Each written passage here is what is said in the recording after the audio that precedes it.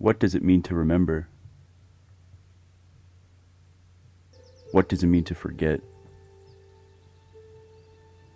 Especially that of a love lost. Right. I don't like you either. With that, I am your slightly inebriated hostess, Frau Bast, and this is episode 1 of Machine I Dreams. guess I just woke up in a funk this morning. I gotta get my car fixed. In this inaugural episode, we will be exploring the narrative function of Eternal Sunshine of the Spotless Mind, inquiring specifically, how is the 2004 film using restricted and unrestricted story knowledge to drive suspense, and to what effect does this have on the overall film? But you may be asking, what the piss is restricted and unrestricted story knowledge? And to be crystal clear, restricted story knowledge is relegated to that of a single character's perspective and experience, while conversely, unrestricted is omniscient and experienced via a multi-character perspective. So we're going to summarize the film super quick like. So if you have not seen it, you have been warned. Now is your time to run. The protagonist, Joel Barish, is suffering hard from a breakup, and due to some unsexy info he got from a friend, that his ex-girlfriend has erased him from her memory, he has decided to have the same procedure done. Joel, however, gets second thoughts, right as the Lacuna group is raiding Clementine from his brain. Enter conflict. The fluid narrative form of Eternal Sunshine of a Spotless Mind functions strategically as a tool to pull the viewer in and cunningly draw the suspense out, switching from subjective to objective narration. These movements operate as an implicit symbolic representation of memory loss and memory gain. We witness this transition as an apparent form of narrative agency when the film moves from a restricted to an unrestricted narrative technique. This is seen specifically when we are in the van with Stan and Patrick for the first time, watching Joel enter his apartment. This occurs 19 minutes into the 1 hour and 43 minute long film.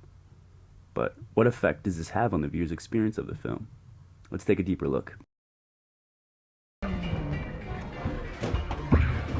Please. So, why don't we begin by you telling me everything you can remember? Where's Riak? Wake me up!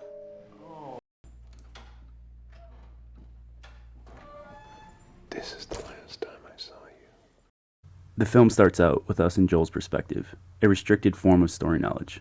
This is a deliberate choice. We are positing that the function of this conscious choice in narrative form serves a few purposes. First is for the viewer to establish early on a deep connection with Joel and his psychological plight. For us as viewers to be dragged into the emotional front seat of this film through the mopey Joel Barish. Second is the viewer to feel secure in the system of narration that has been established. So when the switch comes, it will be partially unnoticed at first and become all the more jarring and disorientating as the film progresses. This switch comes 19 minutes into the film, as stated before, when we are in the van with Stan and Patrick for the first time, and from then on out, the film stays in unrestricted narration for the duration of the film. One may argue, however, that there are pockets of narration that are established here and there throughout the film. But we would posit preemptively that once we establish the vantage point of unrestricted narration in the film, it stays as such. If a deviation does occur, it is an attempt to draw us closer to a character, like our intimate moments with Clementine towards the end of the film.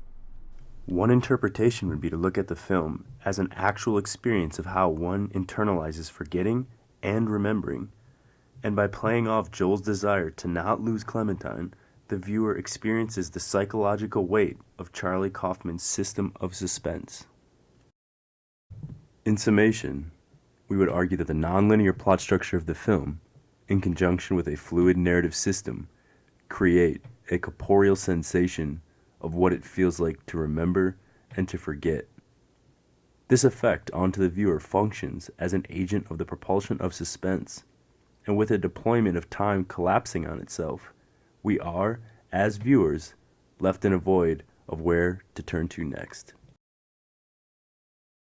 It is left to your choice in saying if it's good or bad. These simply are our explicit and implicit interpretations of the film.